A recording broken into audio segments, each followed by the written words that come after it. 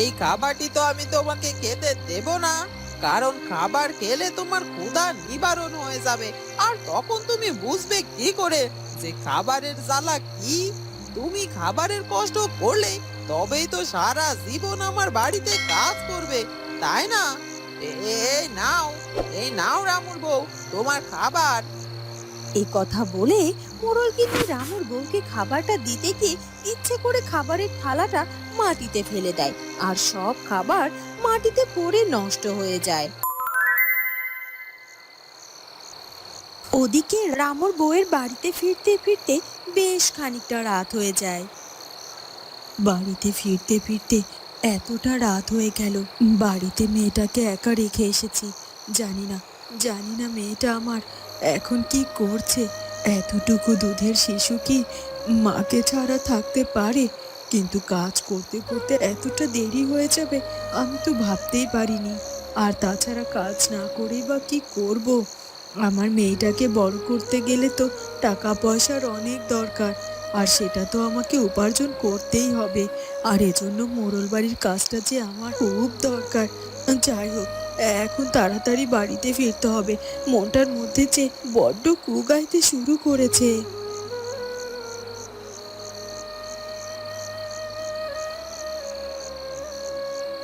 এই কথা বলে তাড়াতাড়ি করে রামুর বউ বাড়িতে প্রবেশ করে।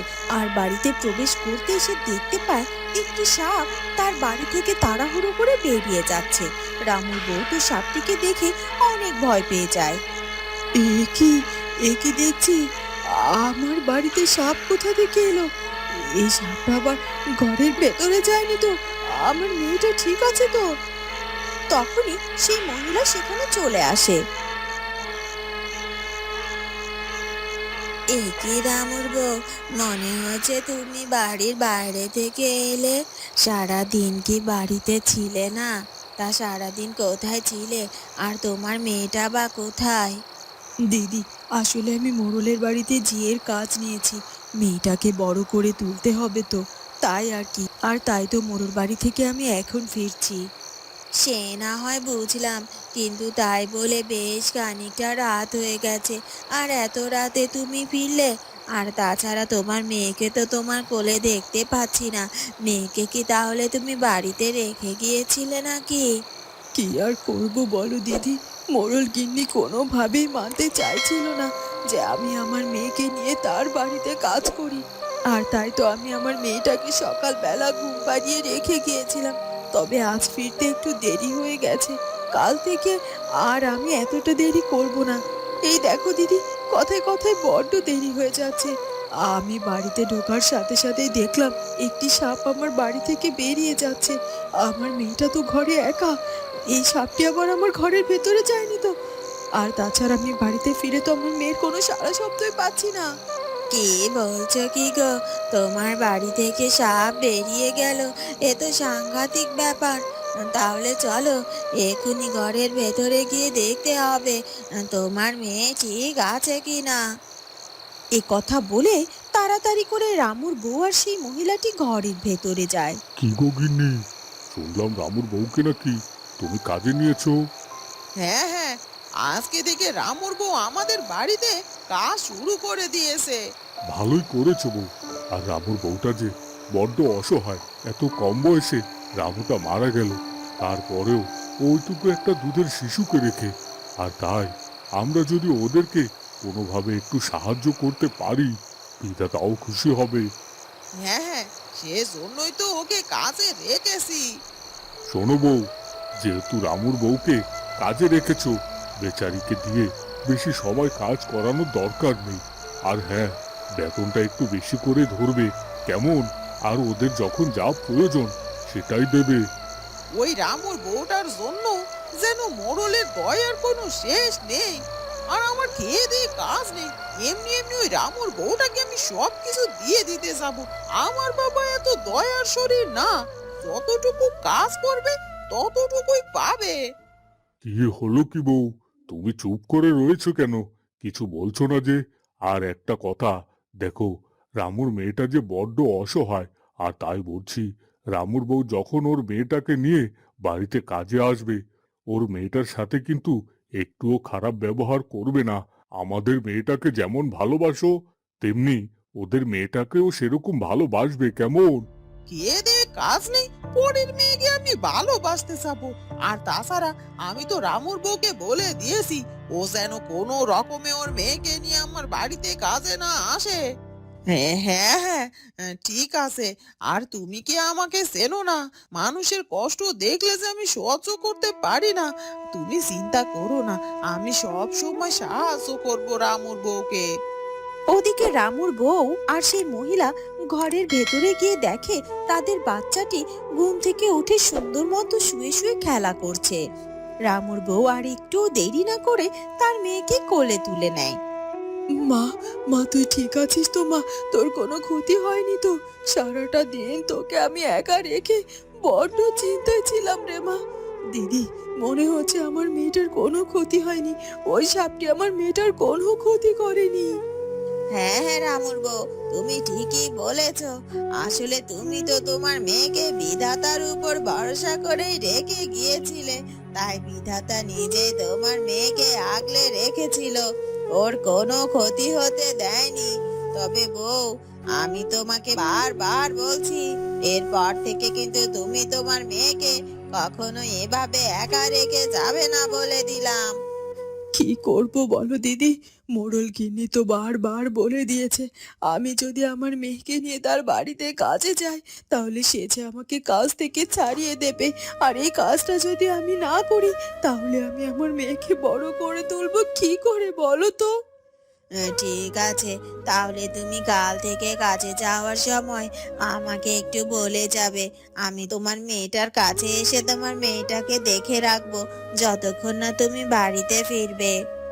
সত্যি সত্যি বলছো দিদি? তাহলে তাহলে যে আমার বড্ড উপকার হবে দিদি, আর তোমার এই ঋণ আমি কখনো শোধ করতে পারবো না। এভাবে সেই মহিলাটি রামুর মেয়েটিকে কোলে পিঠে করে বড় করতে থাকে।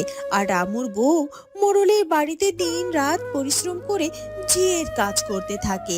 এভাবে কেটে যায় বেশ কয়েকটি বছর।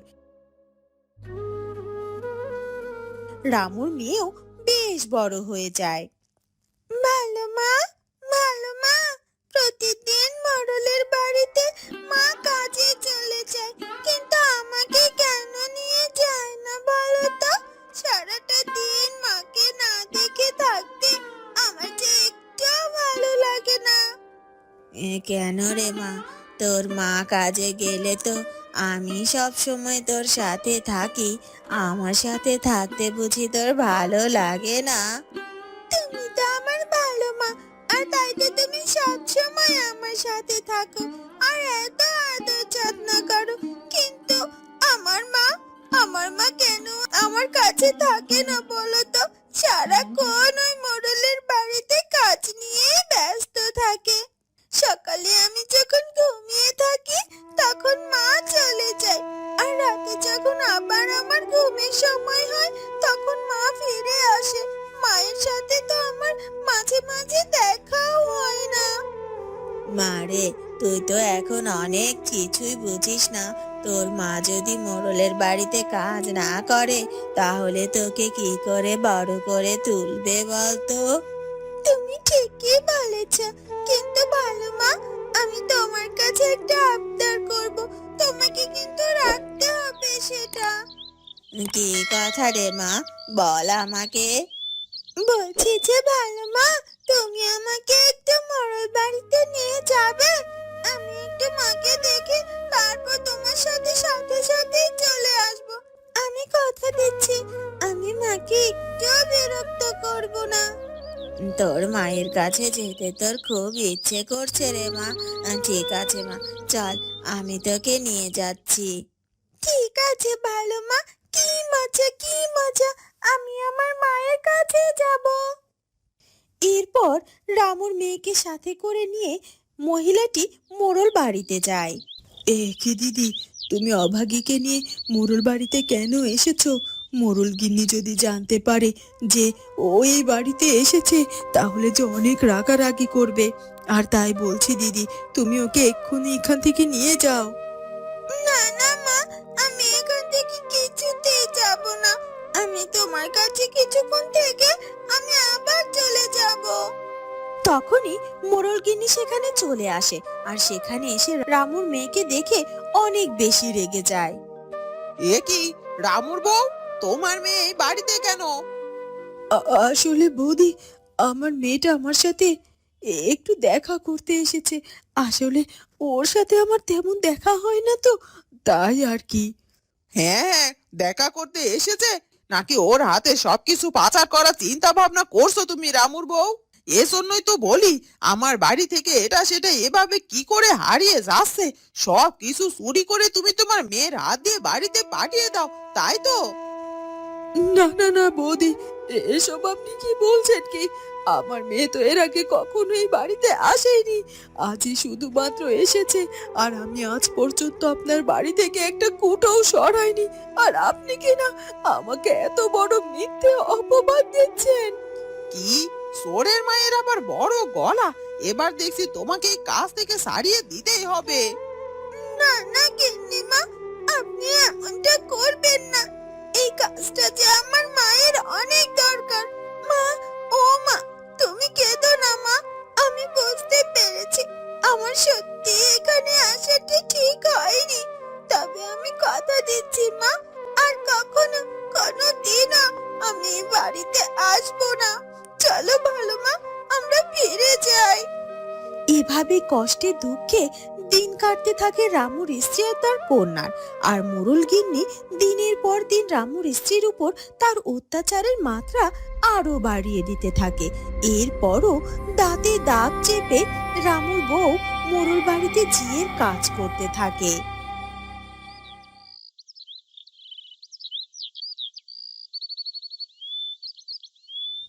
মহারাজ, মহারাজ, এই দেখুন না, রাজপুত্র আজ আবার কাউকে কিছু না বলে শিকারে চলে গেছে। কি বলছো কি মহারানী? আজ আবার রাজপুত্র তোমাদেরকে কিছু না বলে শিকারে চলে গেল? কি করব বলো তো ছেলেটাকে নিয়ে? ছেলেটা আমাদের একটা কথাও শুনতে চায় না, যখন যা ইচ্ছা হয় তখন সেটাই করে বসে। তা সে একা গেছে নাকি? না না মহারাজ, একা একা যায়নি, তবে কোনো প্রহরীকেও সাথে নিয়ে যায়নি। সে মন্ত্রীপুত্রকে সাথে করে নিয়ে গেছে। ও আচ্ছা, তাহলে মন্ত্রীপুত্র আর সে দুজনে একসাথে বেরিয়েছে। কিন্তু আজ যে ওর জন্মদিন, রাজপ্রাসাদে কত আয়োজন হবে, আর তাই আজ ওর এভাবে বেরিয়ে যাওয়াটা একদমই ঠিক হয়নি। তবে তুমি চিন্তা করো না, আজ রাজকুমার ফিরে আসুক, ওকে আমি বুঝিয়ে বলবো যেন কাউকে কিছু না বলে এভাবে বাইরে না যায়। দাঁড়া সুখ পাখি, দাঁড়া বলছি। এভাবে কোথায় যাচ্ছিস? দাঁড়া, দাঁড়া বলছি। তুই আমাকে ধরতে পারবি না বাকি। কি মজা, কি মজা! সুখ পাখি, তুই কিন্তু একদম ঠিক করছিস না। দাঁড়া বলছি, আমি যে আর তোর পেছন পেছন ছুটতে পারছি না। সুখ পাখি, সুখ পাখি, তুই আমার সাথে এমন কেন করছিস? দাঁড়া বলছি। দেখ সুখ পাখি, তুই আমাকে এই জঙ্গলে এইভাবে নিয়ে চলে এলি কেন? জানিস, জানিস তুই এই জঙ্গলে কত ভয়ানক জীবজন্তু থাকে? আর তাছাড়া একটু পরেই সন্ধে লেগে যাবে রে। আমার তো ভালো মা বারবার বলে দিয়েছে আমি যেন সন্ধ্যের আগে বাড়িতে ফিরি। চল, বাড়িতে ফিরে চল তো। ঠিক আছে, আমি তোকে আর জ্বালাবো না রে আভাকি।